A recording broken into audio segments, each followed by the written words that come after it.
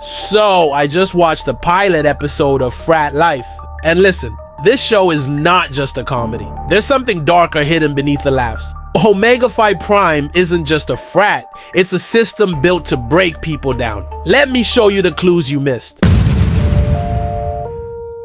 At the end of episode 1, the trio finds a gold envelope that says, "Your name has been noted." Notice the wording. It doesn't say you're invited, it says noted. That's not an invitation, it's a warning. Even the way it arrives, flying in the wind, feels unnatural. The boys stare at it like it's cursed, and Chris hesitates before reading it. That hesitation shows they know this isn't normal. This isn't the start of a brotherhood, it's the start of being watched. Malcolm is the perfect target for Omega Phi Prime. From the first scene, he says, "Nobody here knows who I used to be," and that's exactly how I like it. That means he's hiding something and wants to reinvent himself. Later in the cafeteria, he calls joining a frat leveling up and says Omega Phi Prime is about legacy. This is exactly the mindset frats like this prey on. And Keisha's line, "Legacy or illusion?" That's pure foreshadowing. The frat promises greatness, but is built on trauma. Here we go. The ghost stories. Nope. Tyrone seems like the comic relief, but he's actually the most aware. Every time something serious happens, he's the first to react.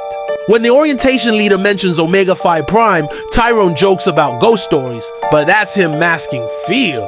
On the nighttime walk, he says, "I think they're watching us right now." That's not a random line, it's the truth.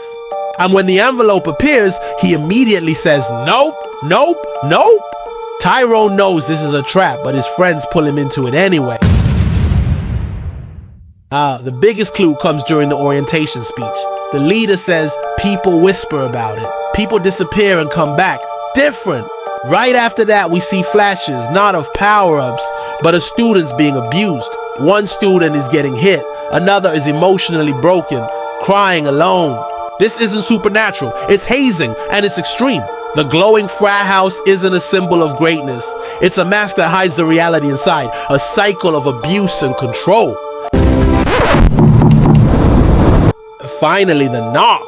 This moment is pure horror movie energy. Who's at the door? If it's a frat member, the hazing has already begun. If it's someone warning them, it means the frat's reputation is so dark survivors try to help the next victims. Or worse, the knock itself is the first test. Either way, from this moment on, the boys are in too deep. What's wild is how Frat Love uses the same storytelling tricks we've seen in other dark-themed animated series. For example, the way Omega Phi Prime hides abuse behind the image of brotherhood reminds me of how Gravity Falls hid deeper mysteries behind its comedy.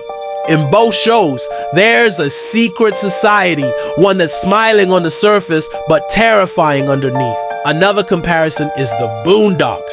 While it's hilarious, it also exposes uncomfortable truths about power, culture, and identity.